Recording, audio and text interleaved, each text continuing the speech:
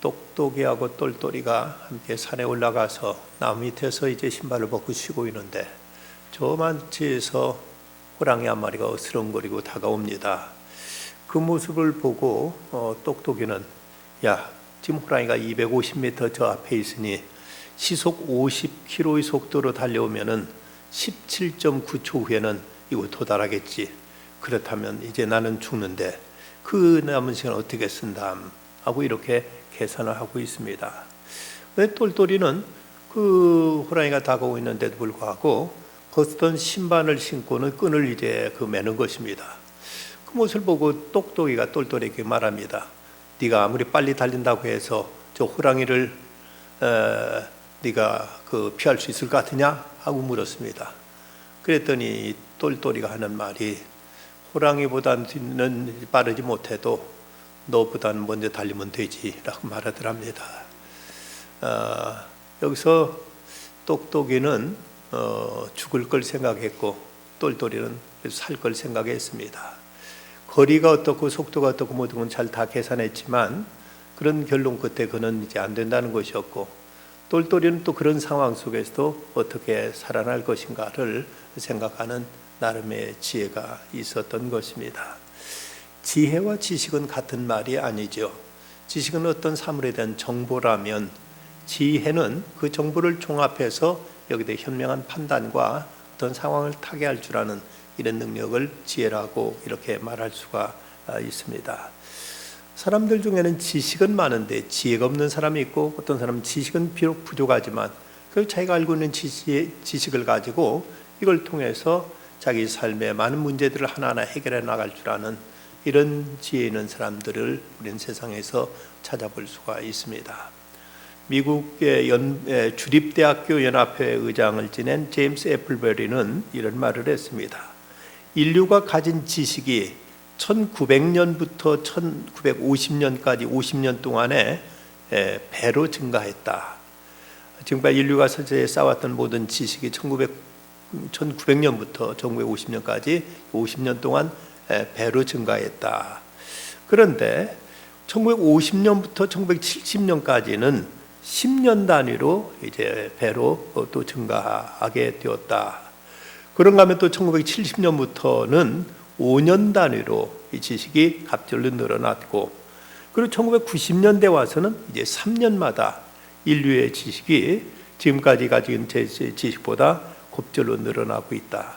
그런데 이것을 이제 이것도 한 20, 30년이 한 얘기겠습니다만은, 그런데 2020년도가 되면 불과 75일 만에 인간의 지식이 곱절로 늘어나게 될 것이다 고 이렇게 말을 했습니다. 75일에는 불과 2달 반밖에 안 되는데 2달 반씩만 지날 때마다 인류의 모든 지식이 곱절로 늘어나게 될 것이라고 이렇게 말했습니다. 참으로 지금 세상 지금 나리가게 놀랍게 이제 발전하고 있습니다. 그런데 그렇게 지식이 늘어나고 있지만 사람들은 과연 행복한가? 사람들은 그만큼 진정 삶을 윤택하게, 삶을 참으로 행복하게 살아가고 있느냐 하면 그러지 못하다는 데 인간의 불행이 있습니다. 그 이유는 어떤 세상 지식은 점점 많이 쌓아가고 있지만 인생을 어떻게 사는 것이 진정 바른 삶인가, 또 행복한 삶인가를 이것을 깨닫는, 이것을 또 헤아릴 줄 아는 지혜가 부족하기 때문에, 이래서 사람들은 그 숱한 그 엄청난 지식에 이제 파묻혀서 살면서도 진정한 참된 행복을 모르고 살아가고 있는 것입니다. 히틀러가 유럽을 이제 독일을 이제 장악하고 독일의 권력을 장악하고 점점 유대인들을 박해하기 시작하던 때, 그때 이제 많은 유대인들이 그 히틀러의 박해를 피해 가지고 저 소련, 러시아로 피신을 하고 피신한 사람들이 많았습니다. 그러자 이제 히틀러가 소련에게 유대인들을 잡아서 보내주면, 독일에서 탈출한 유대인을 잡아주면 얼마 긍정적인 보상하겠다 하니까, 그 당시 러시아 그 경찰들이 돈을 벌기 위해서 이제 길거리에서 유대인을 잡아가지고 원래 그 러시아에 살고 있던 유태인들의 그 이제 신분증이 있으면은 저들을 이제 놔주고, 그 신분증이 없는 사람들은 잡아다가 독일로 보내가지고 거기에 대한 보상을 받곤 했었다고 합니다. 근데 어느 날 두 유대인이 길을 걷고 있는데, 한 사람은 거기에 이제 유대인 그 증명서, 그러니까 그곳에 영주권이 있었던 사람이고, 한 사람은 이제 독일에서 피신해 온 사람이었습니다. 둘이 이제 길을 걷고 있는데 저쪽에 경찰이 다가오는 겁니다. 그러자 그 독일에서 피난 온 이 유대인이 하나님께 지혜를 구했습니다. 하나님, 어떻게 곤경을 헤쳐나갈 수 있겠습니까? 저를 살려주십시오 라고 기도했습니다. 그렇게 기도하고 나서 옆에 있는 그 영주권을 가진 그 유대인에게 네가 빨리 도망가라 하고 이렇게 말했습니다. 그러자 이제 이 친구는 그 무슨 말인지 모르지만 어쨌든 거기 무슨 뜻이겠다 싶어서 영주권을 가진 친구가 막 달아났습니다. 그러자 그 러시아 경찰이 틀림없이 저 도망가는 사람이 영주권이 없을 것이다 생각하고, 가만히 있는 사람한테는 거들떠 보지 않고 글로 막 따라가니까, 그 틈에 이제 가만히 있던 사람들을 이제 피신을 했습니다. 막 쫓아가서는 이제 그를 잡아가지고 너 한번 저 신분증 내놔봐라 하는 게 신분증을 딱 꺼내는 겁니다. 근데 너 왜 도망갔어? 저는 의사가 저 약을 먹었다면 막 뛰라고 했습니다 라고 이렇게 말을 합니다. 이건 막 그래도 경찰이 쫓아오면 너 그 서야지. 나는 경찰 아저씨도 약을 먹은 줄 알았습니다 라고 이렇게 둘러댔다고 합니다. 어쨌든 하나님께 지혜를 구해서 그 위기에서 벗어날 수 있었다는 것이죠. 성경 우리에게 너희 중에 지혜가 부족하거든 모든 사람에게 후히 주시고 부있지 아니하신 하나님께 구하라 그럼 주시리라고 말씀하고 있습니다. 오늘 말씀은 히브리적인 어떤 지혜관을 말씀하고 있습니다. 일반적으로 지혜라고 하면은 사물에 대한 판단력, 또 미래지향적인 어떤 지식, 뭐 이런 것들을 지혜라고 합니다만은 우리가 철학을 영어로 필로소피아라고 하는데, 필로소피라는 말은 헬라어로 지혜를 말하는 그 소피아, 그리고 사랑을 말하는 필리아, 이 두 단어가 합쳐진 말로서 이제 그 철학이라는 말은 지혜를 사랑한다는 이런 뜻을 내포하고 있습니다. 근데 모든 것에서 진짜가 있으면 가짜가 있듯이 지혜에도 진정한 참된 지혜가 있는가 하면 이것이 거짓된 지혜 내지는 헛된 지혜 아니면 왜곡된 지혜가 있다는 것입니다.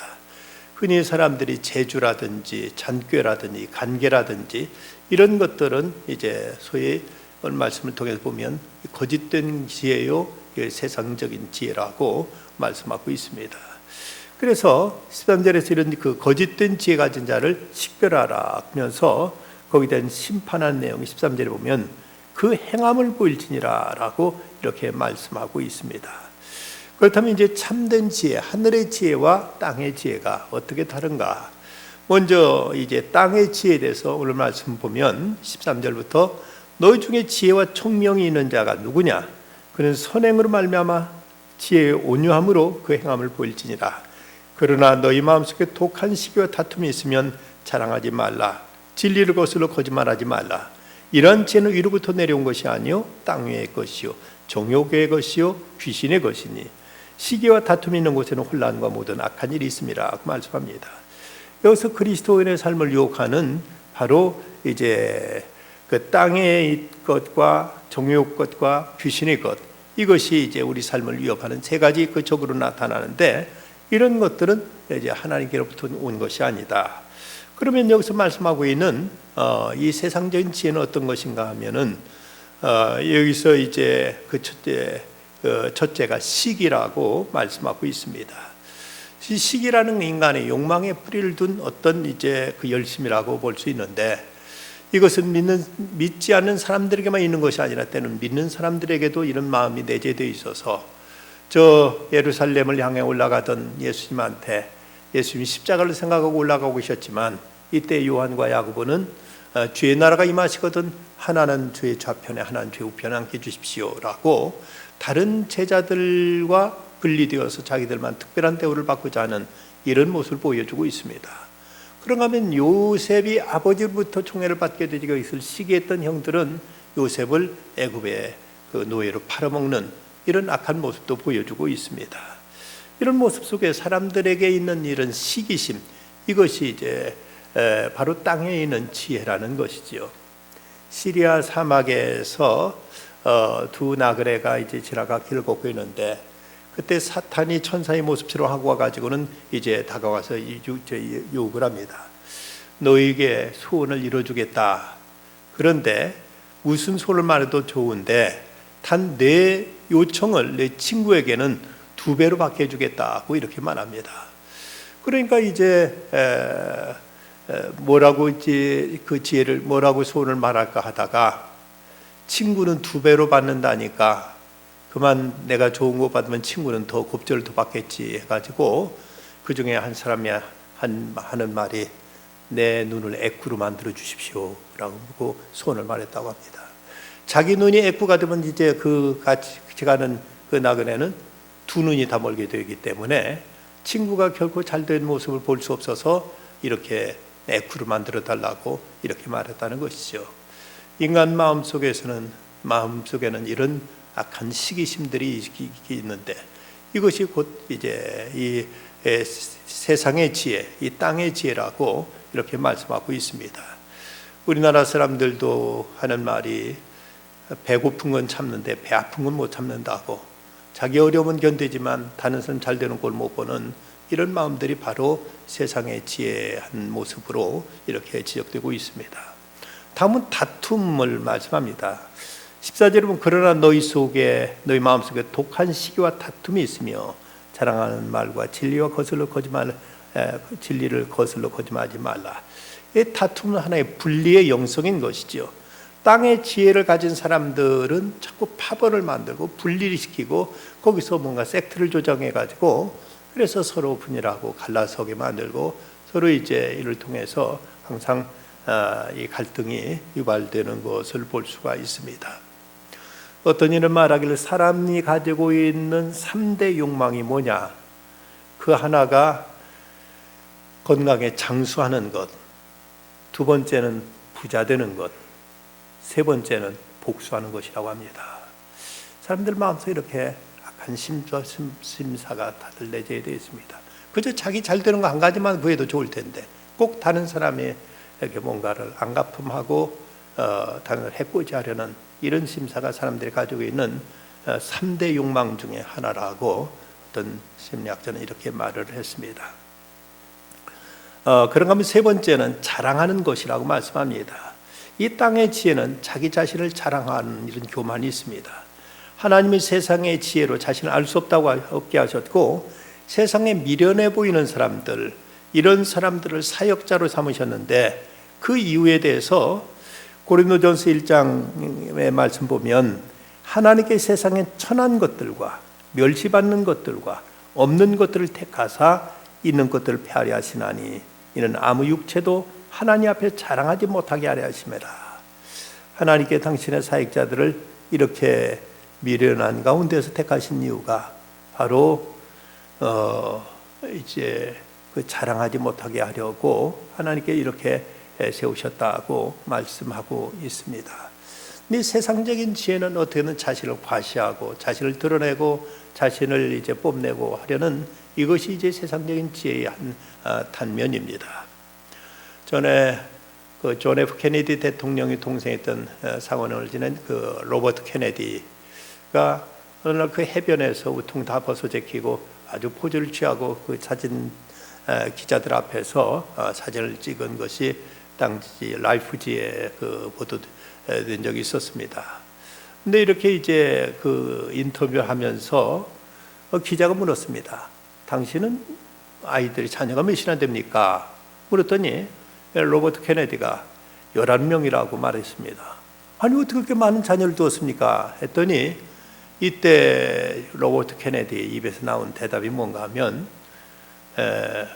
우수한 사람은 종자를 많이 둬야 됩니다 라는 이런 말을 했다고 합니다.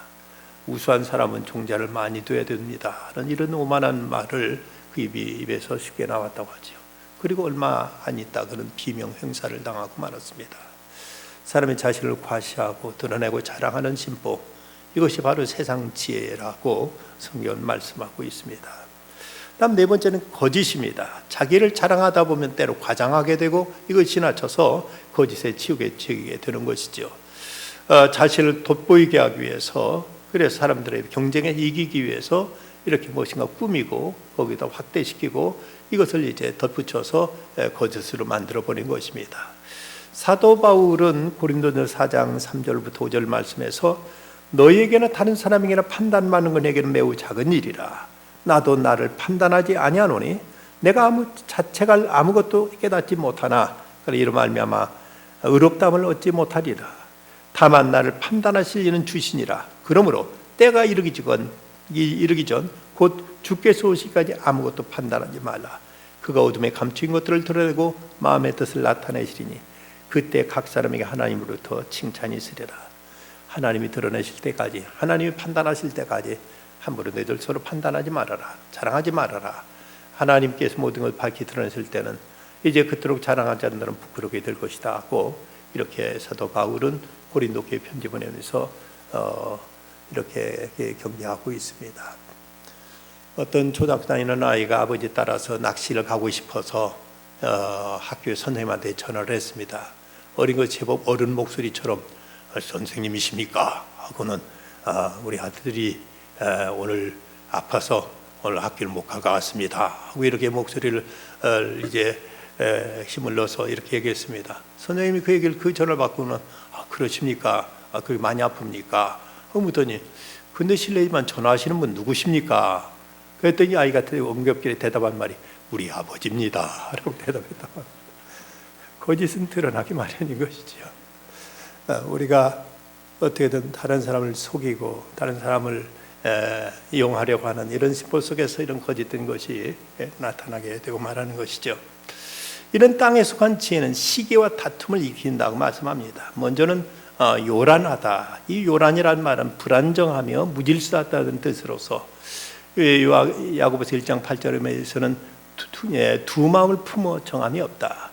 이렇게 그 세상 지혜가 많은 사람들, 있는 사람들 사이가 보면 뭔가 시끄럽고 늘 이제 뭔가 서로 항상 갈등이 끊이지 않는 모습을 보여주고 있습니다. 뿐만 아니라 이런 곳에는 악한 일이 생긴다. 가치 없는 일, 악한 일들이 이런 것에 도모된다고 말씀하고 있습니다. 소위 똑똑하다는 사람들 모인 곳에는 항상 제잘난 맛에 서로 다투고 서로 시기하고 질투하면서, 그러면서 악한 일들이 도모되고 있는 모습을 보여주고 있습니다. 그런가 하면 이제 두 번째 하늘의 지혜에 대해서 말씀하는데 17절과 18절 말씀. 오직 위로부터 난 지혜는 첫째 성결하고 다음에 화평하고 관용하고 양순하며 긍휼과 선한 열매가 가득하고 편견과 거짓이 없나니 화평하게 한 자들은 화평을 심어 의의 열매를 거두느니라 라고 이렇게 말씀하고 있습니다. 여기 그 앞서 13절에서 보면은 너희 중에 지혜와 총명이 있는 자는 누구냐? 그는 선행으로 말미암아 지혜의 온유함으로 그 행함을 보일지니라. 지혜의 온유함으로. 여기서 먼저는 이제 하늘에서 난 지혜는 먼저는 온유하다고 이렇게 말씀하고 있는데, 이 온유라는 말은 특별한 용어로서 이것은 우리는 온유라면 그저 성격이 유하기만 하고 전혀 어떤 이제 그 자기 주장도 없고 또 자기 색깔도 없고 그저 물에 물 탄 듯 술에 술 탄 듯 이런 성격을 그냥 유하다, 온유하다 생각하지만, 오히려 온유라는 말은 성경에 보면 대단히 적극적인 용어로서 잘 훈련되어서 어떤 통제되어 있는 안정된 마음을 이제 온유라고 이렇게 표현하고 있습니다. 그래서 그 거친 야생마가 잘 길들여져서 주인의 뜻대로 잘 이제 달리는 그런 모습 속에서 온유라는 의미가 거기에 이제 내포되어 있는 것을 보게 됩니다. 그래서 오직 위로부터 난 지혜는 이제 온유한 것인데, 너희 중에 지혜와 총명이 있는 자가 누구냐? 그는 선행으로 말미암아 지혜의 온유함으로 그 행함을 보일지니라고 이렇게 말씀하고 있습니다. 우리가 모든 사람 누구나 다 그 성깔 없는 사람은 아무도 없습니다. 그걸 표출하지 않을 뿐이지 누구나 자기 성격은 다 있는데, 근데 이것이 이제 성령으로 잘 다스려지게 될 때, 이때 우리는 비로소 참된 안정된 마음, 어떤 이제 주변의 자극에도 요동하지 않고 자기 감정을 잘 절제해서 이제 하나님의 뜻 가운데서 자기 마음의 평정성을 지키는 이런 모습을 이제 온유라고 표현하고 있습니다. 예수님께서 친히 하신 말씀, 나는 마음이 온유하고 겸손하니 내게 와서 나의 멍에를 메고 내게 배우라고 주님은 말씀하셨습니다. 마하트마 간디는 키가 5척밖에 안 되는 정말 볼품없는 사람이었습니다만은 그는 무장주의를 통해서 300년 동안 통치되었던 지배받던 영국으로부터 독립을 취하게 됩니다. 1930년 3월 12일 그를 따르는 온유한 무리들과 함께 소금 전매법에 반대하면서 소금을 만드는 걸 향해서 인도의 독립을 외치며 나갔던 소금 행진이 기화해서 그래서 이제 끝내는 영국으로부터 인도를 독립시켜냈죠. 그는 바늘 하나 들어보지도 않고 돌 하나 던지지 않고 300년 동안 지배받던 억압받던 영국으로부터 이렇게 나라를 독립시킬 수 있었던 그 힘이 바로 온유의 그 힘이었음을 역사가들은 증거하고 있습니다. 두 번째, 이제 하늘로부터 난 지혜는 성결이라고 말씀합니다. 하나님은 거룩하신 분이기 때문에 하나님께로부터 지혜를 얻은 사람은 그 삶이 깨끗하고 정결하고 순수할 수밖에 없습니다. 세상 지혜는 나름대로 여러 가지 똑똑하고 뭔가 이제 빛나는 것 같지만 그 안에는 타락한 것, 더러운 것, 추한 것, 불결한 것, 음습한 것들, 이런 것들로 인해서 그 내부는 썩어가고 있는 것을 볼 수 있지만 진정 참으로 이제 그 하나님께로부터 얻어진 지혜로운 사람은 자기 삶을 단정하게 하고 자기 삶을 깨끗하게 하고 주변과 관계를 모든 것을 이제 질서 있게 하면서 그러면서 이런 사람이 성결이 있다고 이렇게 말씀하고 있습니다. 디모데전서 6장의 말씀 보면 오직 너 하나님의 사람아 이것들을 피하고 의와 경건과 믿음과 사랑과 인내와 온유를 따르며 믿음의 선한 싸움을 싸우라 영생을 취하라 이로에 내가 부르심을 받았다고 말씀합니다. 의와 경건, 사랑, 인내, 온유를 강조하고 있는데 바로 이제 성령의 열매, 우리가 하나님께로부터 얻어진 이런 지혜를 따라 살아가는 사람들에게는 이런 이제 깨끗함이 있고 그리고 사람들과의 관계 속에서 이런 의와 화평이 있다고 말씀합니다. 세 번째가 이제 화평하다고 말씀하는데 깨끗함을 입은 심령에는 늘 평화가 깃들게 됩니다. 물론 하나님께로부터 죄사함 받았기 때문에 그 영혼이 순결할 뿐만 아니라 그의 삶의 모든 자리 속에서도 늘 이웃과의 관계 속에서도 항상 화평함을 이루어서 그래서 하늘이 주는 그 평화 속에서 늘 안정된 마음 그리고 이웃과도 다투고 분쟁하는 것이 아니라 모든 사람과 더불어 화평을 이루는 이런 모습이 진정한 이제 하늘로부터 지혜를 얻은 사람의 모습이라고 말씀하고 있습니다. 할 수 있거든 너희로서는 모든 사람 더불어 화평하라 평화라고 말씀했고 화평케 하는 자는 복이 있나니 저희가 하나님의 아들의 일컬음을 받을 것이라고 예수님도 산상수훈에서 그렇게 말씀하셨습니다. 인도에서 오랫동안 사역하셨던 YM의 플로이드 맥클랑 선교사님이 이분과 같이 인도에 사역했던 선교사 같이 여행을 하게 됐는데 공항에서 이제 비행기 티켓을 다 예약했는데 가서 이제 티켓팅 하려고 보니까 항공사 쪽의 잘못으로 그 비행기 표가 사라져 버리고 없더라는 것입니다. 다른 사람한테 이중으로 팔았든지 하여튼 그 표가 없어서 거기를 이제 여행을 할 수 없게 되었습니다. 그래서 어떻게 할 것이냐 했더니 항공사 측에서 같이 손해를 반반 분담하자고 이렇게 얘기하더랍니다. 어찌 보면 말도 안 되는 얘기는 자기들이 분명 실수해가지고 이렇게 비행표가 없어진 것이었는데 그런데도 불구하고 손해를 서로 분담하자고 이러는데 그때 그 맥클랑 선교사가 순수하게 그걸 받아들이더랍니다. 그 모습을 보고 그 인도에 사역하던 선교사가 도저히 그것을 이해할 수 없어서 아니 당신 잘못한 것이 전혀 없는데 왜 그 손해를 같이 분담해야 된다는 말입니까? 라고 물었습니다. 이 맥클랑 선교사의 말이 내 자신이 손해를 봄으로써 화평을 사고 싶기 때문입니다 라고 말하더랍니다. 그 말을 도저히 이해할 수 없었는데 젊은 날에 그 얘기가 도저히 납득이 가지 않았는데 나중에 그로부터 한 20년이 지난 때야 그 의미를, 그 뜻을, 그 마음을 알 수 있게 되더라는 것입니다. 우리가 원리 원칙 따지고 시시비 가리다 보면 우리는 화평을 이루기를 어렵습니다. 우리가 때론 내가 손해보고 내가 참고 내가 물러서 줄 때 여기서 이제 진정한 평화가 이루어지는 것입니다. 하늘로부터 지혜를 얻은 사람은 이렇게 모든 이들과 더불어 이제 화평을 이루는 모습을 나타내게 됩니다. 마르크스의 지혜와 그리스도의 지혜는 어떻게 차이가 날까? 마르크스는 자본가들을, 경영자들이 없어야 그들이 죽어야 노동자가 산다고 말합니다마는 예수님께서는 결코 노동자나 자본가의 한 편을 들지 아니하고 더불어 함께 저들이 공생 공영할 것을 예수님 말씀하셨습니다. 어떤 사람은 예수님은 부자를 사랑하시느냐 가난한 자를 사랑하시느냐 묻는데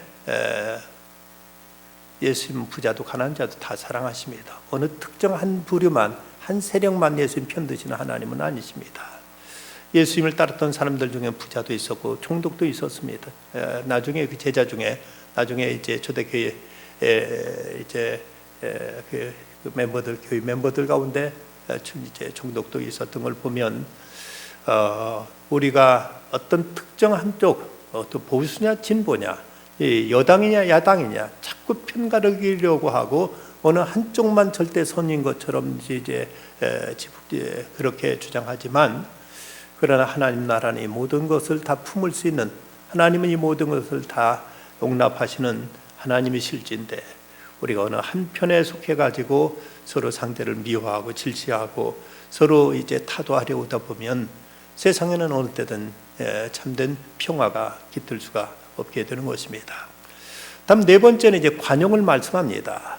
성경에 말씀한 관용은 본래 의미는 다른 사람의 잘못이나 죄를 정당화하지 않으면서도 그 사람을 용납하고 불쌍히 여기고 품어주는 덕을 이제 관용이라는 말로 표현되고 있습니다. 분명히 잘못한 건 사실이지만 그러나 잘못을 알면서도 그러나 그를 품어주고 그를 이제 용납하는 마음, 이것이 바로 관용입니다.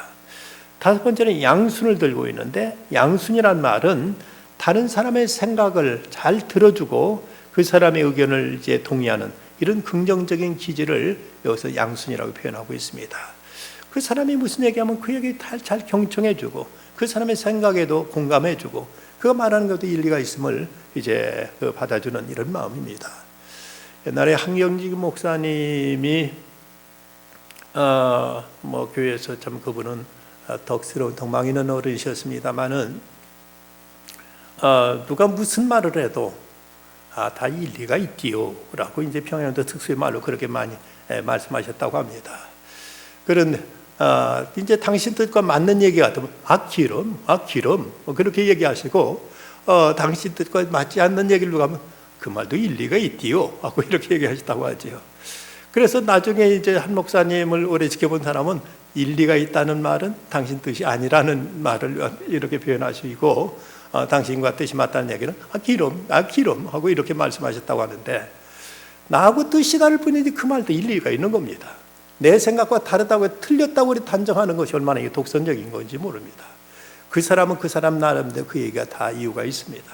그런데 우리는 자기 기준을 절대화해 가지고 내 생각만 옳고 다른 사람 얘기는 다 틀렸다고 이렇게 부정하고 단정해버리는 이런 버릇이 있는데, 이런 것은 썩 좋은 얘기가 아니죠. 다른 사람에게도 경청할 줄 알고 그 말에도 때로는 이제 이해하고자 이해하려는 자세로 다가가고 거기에 대해 공감을 표할 줄 아는 모습을 양순이라고 이렇게 표현하고 있습니다. 또 다른 여섯 번째는 긍휼. 이 긍휼이란 말과 늘 짝이 되어 나온 말이 은혜라는 단어인데, 은혜와 긍휼의 차이는, 은혜는 무자격한 자에게 베풀어지는 호의라면 긍휼은 마땅히 처벌해야 될 자에게 처벌을 면하는 것을 긍휼이라고 말합니다. 우리가 행한 바에 의하면 마땅히 하나님께로부터 진노와 저주를 받을 수밖에 없는 사람들이었습니다. 그런데 그 긍휼이 풍성하신 하나님이 우리에게 마땅히 벌해야 될 것을 벌하지 아니하시고 우리 죄를 대속하시고 우리를 용서해 주신 것, 이것이 긍휼이고, 이제 은혜라면 전혀 받을 자격이 없는 자에게 베풀어지는 후이. 우리가 하나님께로부터 어떤 사랑받을 만한 자격이 없고, 하나님께로부터 구원받을 만한 아무런 공로가 없고, 주님의 은총받을 만한, 주님께로부터 이제 어떤 상받을 만한 그런 이제 자격도 부족하지만, 주님께서 우리에게 크신 은혜로, 후의로 우리에게 베풀어 주시는 사랑을 은혜라고 이렇게 말합니다. 일곱 번째는 선한 열매가 나오는데, 예수님과 더불어 교제하는 지속적인 관계를 통해서 우리 삶 속에 맺히는 열매를 말하고 있습니다. 그리스 철학자 아낙시메네스가 그 도시를 구하기 위해서 알렉산더 대왕에게 이제 찾아갑니다. 알렉산더가 그 아낙시메네스에게 말하기를, 나는 그대가 현명한 자이기에 그대를 받아들였다. 그러나 왕의 이름을 걸고 말하건대 그대가 내게 부탁하려는 것을 절대로 들어줄 수 없다 하고 이렇게 말합니다. 그저 이때 아낙시메네스가 뭐라고 말했는가 하면, 저는 대왕께 제가 살고 있는 마을을 파괴시켜달라고 부탁드리러 왔습니다 라고 말했습니다. 알렉산더가 나는 내 말을 뭐든지 들어줄 수 없다고 말하니까 그걸 역이용해 가지고 마을을 파괴시켜달라고 왔습니다 하니까, 왕은 한 말이 있어서 그 마을을 파괴시키지 못하고 그 말을 그대로 이제 보존해 줬다고 합니다. 이런 글쎄 하늘로서부터 난 지혜는 선한 열매가 반드시 맺히기 마련이라는 것입니다.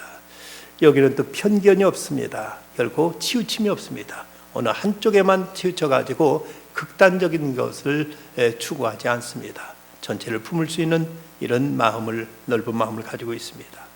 또 거짓이 없다고 했는데, 이 말은 다른 이 원어대로 보면 마스크가 없다는 말입니다. 요즘 마스크가 떨어져서 난리인데, 이 마스크가 없다는 것은 이제 포커페이스 쓰지 않는다는 것, 여기서는 이런 낯으로 저기서는 저런 모양으로 이렇게 꾸미는 이런 짓을 하지 않는다는 것, 어느 때나 한 모습으로, 한 자세로 시종일하게 나타내는 이런 이제 모습을 말씀하고 있는 것입니다.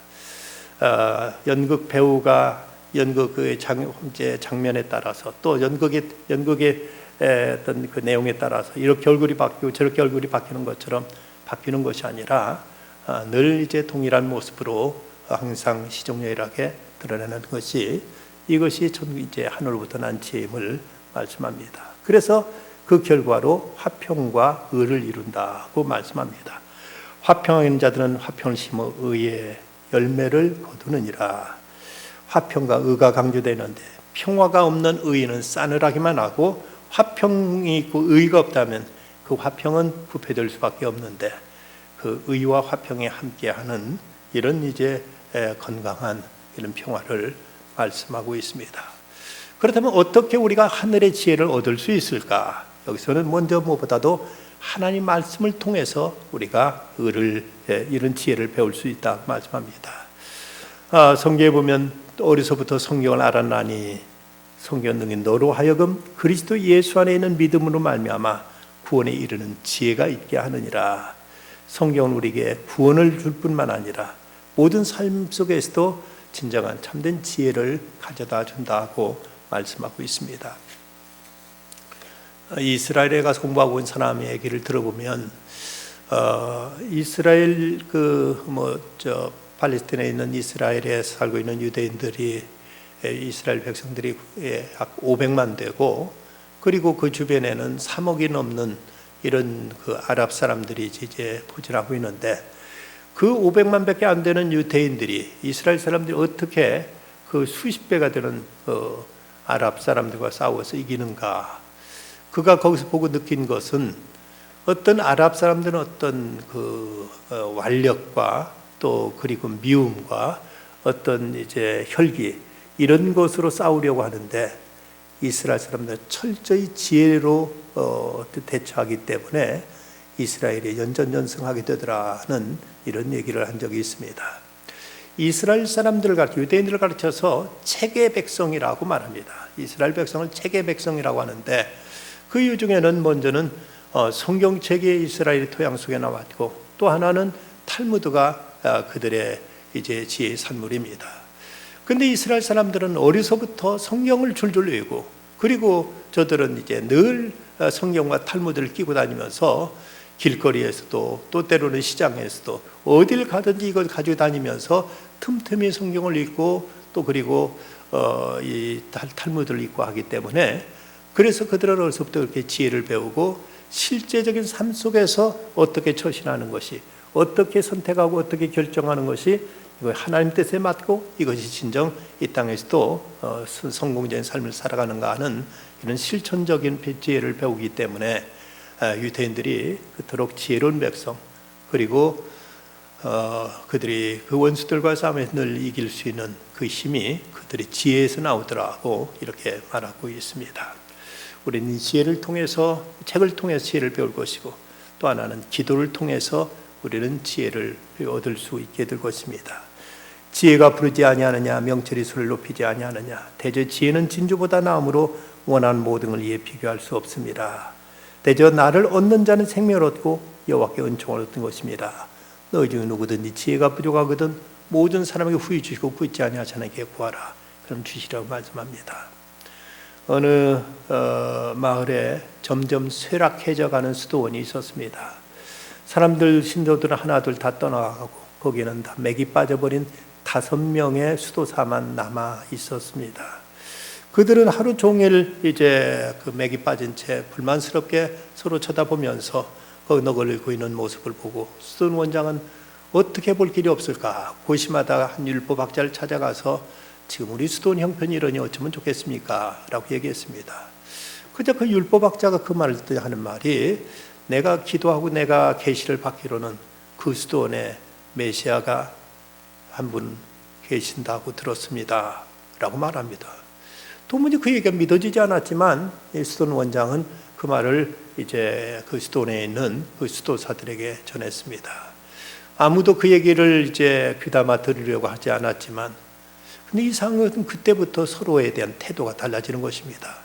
서로가 혹시 우리 가운데 누가 하나 메시아가 있는 건 아닌가 하는 이런 생각 속에서 서로에 대한 태도가 진중해지고, 그리고 나무 모르게 신발을 가지러 놓고, 또 사람들을 보이지 않는 사이에 또 방을 청소해 놓고, 그 메시아 있는 그 누구든가 하나가 메시아라면 그분에게 내가 정성을 다해야지 하는 이런 태도로 서로에 대해서 그토록 이제 공손하게, 그리고 말씨 하나도 부드럽게, 그리고 예를 갖춰서 그렇게 대하면서 점점 분위기는 달라지기 시작했습니다.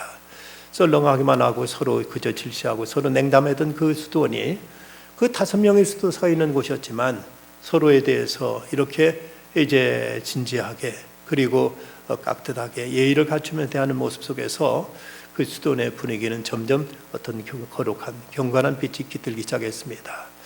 어느 날 그 아래 동네에 있는 마을의 한 젊은이가 그 수도원을 와서 보고는 거기에 깃든 서로의 어떤 경건함과, 그리고 그 수도원에 깃든 어떤 영성을 보고는 마을에 가서 사람들한테 소식을 전했습니다. 그러자 마을 사람들 하나둘 그곳에 찾아오면서 그 수도원은 그곳의 영혼의 어떤 이제 중심지가 될 수 있었고, 그곳은 참으로 경건한 기도의 처소로서 많은 사람들이 그곳을 찾아오면서, 그러면서 그곳은 다시 어떤 활기를 되찾게 되었다고 합니다. 우리 가운데서 진정한 지혜가 뭘까? 우리가 서로를 존중히 여기고 서로를 우리가 참으로 공경하면서 서로에 대한 예의와 사랑과, 그리고 우리들의 경의를 서로 드러내며 살아갈 때, 이런 것이, 이런 곳에 진정한 하늘의 평화가 있고 이런 모습이 참된 지혜라고 성경 가르치고 있습니다. 서로 헐뜯고 비난하고 서로 약 올리고 골려주고 골탕 먹이고 비판하고 하는 이런 곳은 세상의 지혜가로서 이런 곳은 점점 각박해져가고 살벌해져가고, 이런 곳에서는 황폐해질 수밖에 없습니다. 하늘의 지혜, 여기서는 온유가 있고, 또 이런 곳에서는 성결이 있고, 이런 곳에서는 서로 사랑이 있고 화평이 있고, 이런 곳에 선한 열매가 넘친다고 말씀합니다. 우리가 세상을 지혜롭게 살아가는 것이 우리 인생을 승리로, 성공으로 이끌 텐데, 이 참된 지혜는 세상의 지혜가 아니라 하늘의 지혜임을 말씀합니다. 예수님께서 지혜의 근본이셨고 하나님은 지혜로운 자를 찾는다고 말씀하셨습니다. 우리는 하나님 말씀을 통해서 하늘의 지혜를 배워야 되겠고, 또 기도를 통해서 이 지혜를 구하는 중에 하늘의 성결한 지혜를 통해서 세상을 가장 아름답게 그리고 복되게 살아가는 우리들의 삶이 되어야 되겠습니다. 기도하십시다. 거룩하신 아버지 하나님, 이 밤도 주님 전에 달려 나와서 하나님 말씀 가운데 저희들이 고개를 숙입니다. 세상의 지식은 점점 폭발적으로 늘어가고 있지만 점점 더 황폐하고 메말라가고 살벌하고 각박한 세상이 되어가고 있습니다. 참된 지혜를 얻지 못해서임을 깨달으면서 주님, 저에게 하늘의 신령한 지혜를 허락하여 주시옵소서. 우리 주님의 성품을 본받게 하여 주시고 성령의 열매가 저희들 안에 맺히게 하여 주시사 참으로 더욱 깨끗하게 화평하게 경건하게 신실하게 살아가는 저희들 되어서 이를 통해 저희들의 삶이 더 주님 앞에 복되게 하시고 아름답게 하시고 선한 열매 가득히 맺게 해 주시옵소서. 아버지 하나님, 이제 코로나19로 인해서 온 세상이 불안에 떨고 있는 이때에도 주님 앞에 나와서 예배를 드립니다. 하나님이 이 난국을, 이 재앙을 피할 것이, 물리칠 것이 무엇인가를 바로 깨닫게 하시고 어쨌든 하나님 앞에 겸비하게 하시고 경건하게 하시고 겸손하게 하시고 간절히 기도하게 하여 주시옵소서. 속히 이 재난이 물러가게 하여 주시고 이 땅에 다시 평화와 안정이 깃들게 하여 주시옵소서. 3월 15일절에 있을 항전적인 선거를 주께 축복하시고 참으로 주께서 기뻐하시는 신실한 일꾼들 잘 세워서 교회가 더 든든히 서게 하여 주시옵소서. 예수님의 이름으로 기도드리옵나이다. 아멘.